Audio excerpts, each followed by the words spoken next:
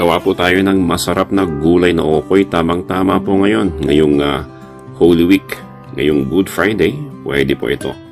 Ang recipe po na ito ay hatid sa inyo ng Chef Nuts Cronuts, Lloyd's Kitchen, Kiniing, at syempre, The Old Baguio, Transient House and Cafe.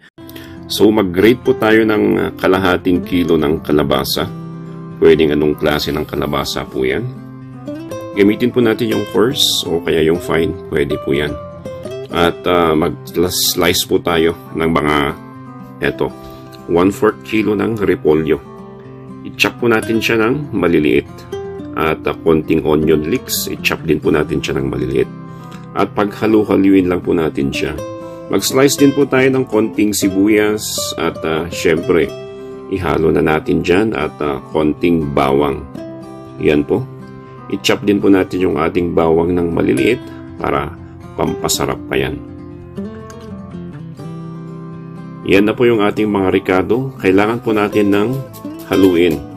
At syempre, kailangan natin ng konting asin, konting paminta, at maglagay po kayo ng seasoning kung gusto po ninyo. Yan po siya. At syempre, kailangan natin ng binder. Lagyan po natin ng 1 cup ng harina. Paghaluin lang po natin siya. At kailangan din po natin ng moisture. So gagamit po tayo ng 2 piraso ng itlog. Yan po, batiin lang po natin.